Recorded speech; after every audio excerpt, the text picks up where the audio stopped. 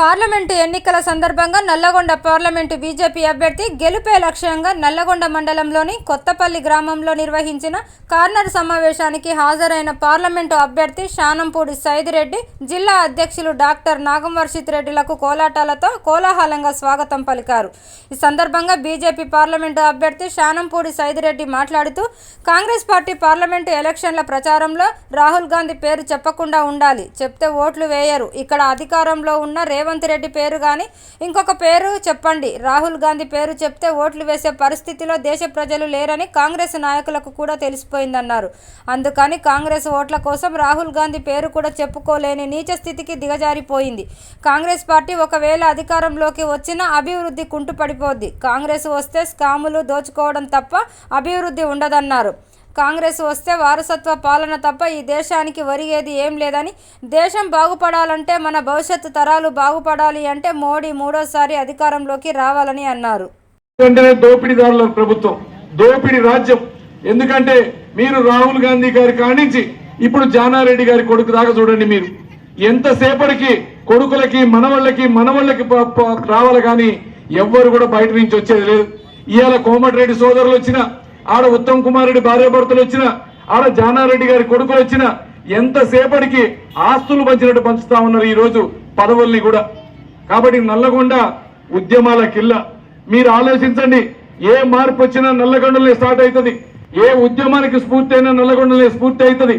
కాబట్టి రేపు మనం నల్లగొండ పార్లమెంటుని మోడీ గారి దృష్టికి తీసుకుపోవాలంటే ఇక్కడి నుంచి పార్లమెంట్ అభ్యర్థిని భారీ మెజార్టీతో గెలిపియాల. ఈ ఒక్కసారి గెలిపించి చూడండి. మీరు ఇంతకు ముందు ఉత్తమ్ కుమార్ రెడ్డి కేసీఆర్ మీరు ఎవరో తెలియదు ఓటు, కానీ 5 ఏళ్లలో ఉత్తమ్ కుమార్ రెడ్డి అంటోడు ఒక్కసారి నల్లగొండకు వచ్చిండా కనుక్కోండి, దేవరకొండకు వచ్చిండా కనుక్కోండి, నాగార్జున సాగర్ వచ్చిండా కనుక్కోండి. ఎందుకంటే వాళ్ళకి పదవులు కావాలి కానీ భార్యలకి, భర్తలకి, అన్నలకి, తమ్ముళ్ళకి పదవులు కావాలి తప్ప దేశం కోసం చేసేది లేదు. ఈ రోజు దేశం కోసం చేసే ఏకైక నాయకుడు, దేశం కోసం పుట్టిన నాయకుడు నరేంద్ర మోడీ గారు. ఇలా నరేంద్ర మోడీ గారి గురించి అందరికీ తెలుసు. నరేంద్ర మోడీ గారికి భార్య పిల్లలు ఉన్నారు ఎవరన్నా? ఈ దేశం మొత్తానికి ఆయన అంటాడు, నాకు 140 కోట్ల మంది నా పిల్లలే అంటాడు. 140 కోట్ల కోసం ఈ రోజు జనాల కోసం పనిచేస్తా ఉన్నాడు. ఏ ఒక్క రోజు తన కోసం నిద్ర కూడా పోటలేడు. 24 గంటలు 24 సంవత్సరాలు పనిచేసుకుంటూ వస్తా ఉన్నాడు. మరి అట్లాంటి నాయకుడు కావాలన్నా?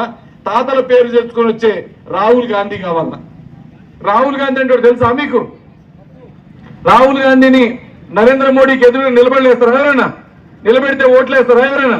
ఇవాళ ఏమంటున్నారంట, కాంగ్రెస్ వాళ్ళు చెప్తున్నారంట, మోడీ ఇప్పుడు రాహుల్ గాంధీ పేరు చెప్పవాకండి, రాహుల్ గాంధీ పేరు చెప్తే ఓటేసే పరిస్థితి లేదు జనం, అందుకని ఒట్టిగానే లోకల్లో పోయినప్పుడు అధికారంలో రేవంత్ రెడ్డి ఉండగా రేవంత్ రెడ్డి పేరు చెప్పండి అన్నాడు. మరి రేవంత్ రెడ్డి పరిస్థితి ఏంది? మొన్న 6 గ్యారంటీలు 600 అబద్ధాలు చెప్పిండు. ఒక్క పనులు చేసిండా మీరు ఆలోచించాలా? 2 లక్షల రుణమాఫీ అన్నాడు, రుణమాఫీ అయిందా? అయ్యాలా 2000 రూపాయలు 2500 మహిళలకు ఇస్తా అన్నాడు, ₹1 వచ్చిందా ఇప్పటికే బ్యాంకులలో? ఈ రోజు 2000 పెన్షన్ 4000 అన్నాడు, 4000 వచ్చిందా? అయ్యాలా?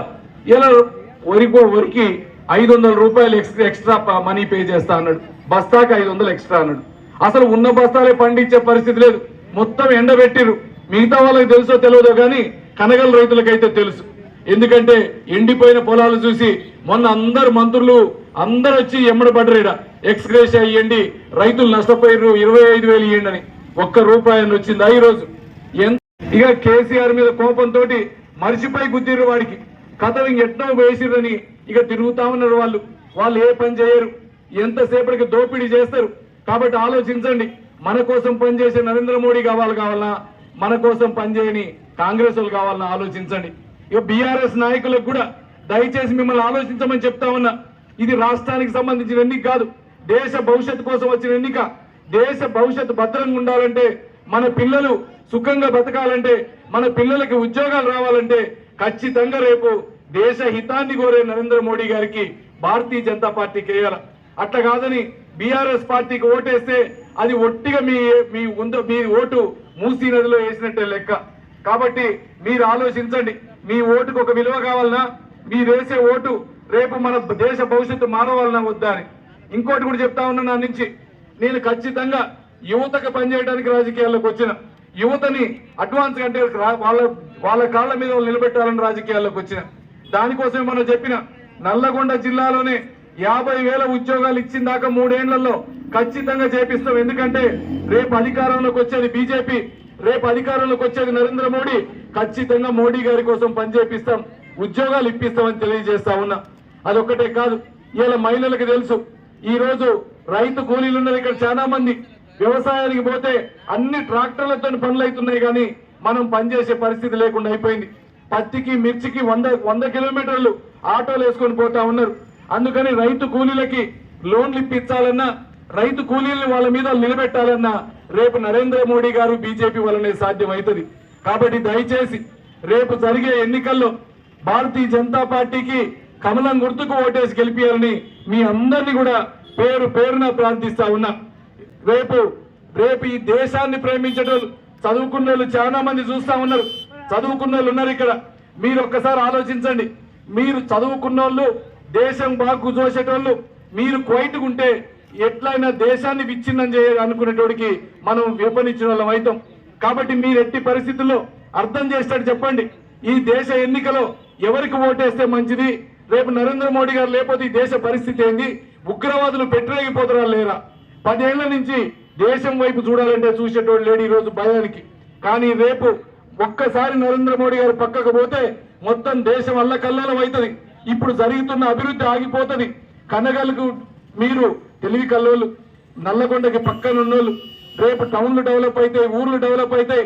ప్రతి ఊరికి నేను వచ్చి ఖచ్చితంగా పని చేపించి పెడతా. మీరు ఆలోచించండి. రేపు ఈ దేశ బాగు కోసం, దేశ భవిష్యత్తు కోసం రేపు ఖచ్చితంగా 13వ తారీఖు జరిగే ఎన్నికల్లో కమలం గుర్తుకు ఓటేసి గెలిపించాలని మీ అందరినీ కూడా శిరస్సు వంచి నమస్కరిస్తూ పేరు పేరున తెలియజేస్తా ఉన్నా.